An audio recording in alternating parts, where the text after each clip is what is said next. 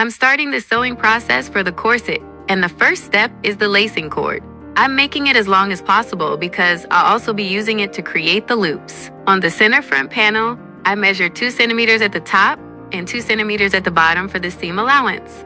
I then divide the remaining space equally to ensure all the loops are positioned at the same distance from each other. For the loops to function properly, they need to protrude 1.5 centimeters from the seam so the cord can slide through easily.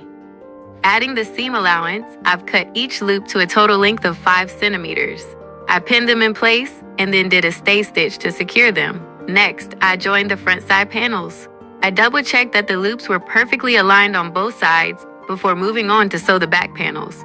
After that, I attached the top section, which features gathered details made by hand basting.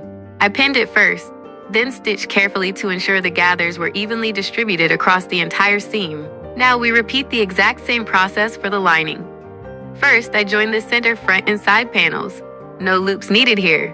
Then, I attached the back and the top section, where I chose to create small pleats pinned in place instead of gathers.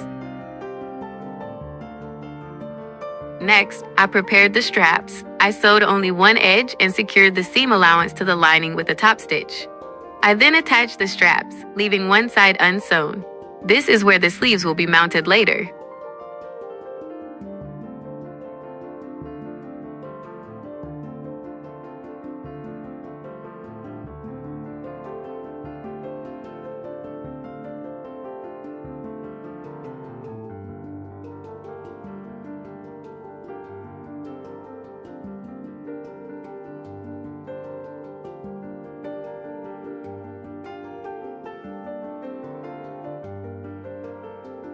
Once the straps were on, I joined the lining to the main fabric only along the top edge where the gathers are. On the lining side, I formed pleats again, though you can also use gathers if you prefer. Finally, I understitched the seam allowance onto the lining to keep everything crisp.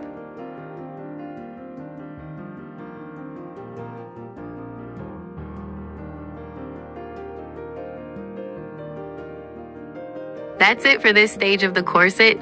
In the next video, we'll attach the skirt, sew the zipper, and hopefully finish the entire dress.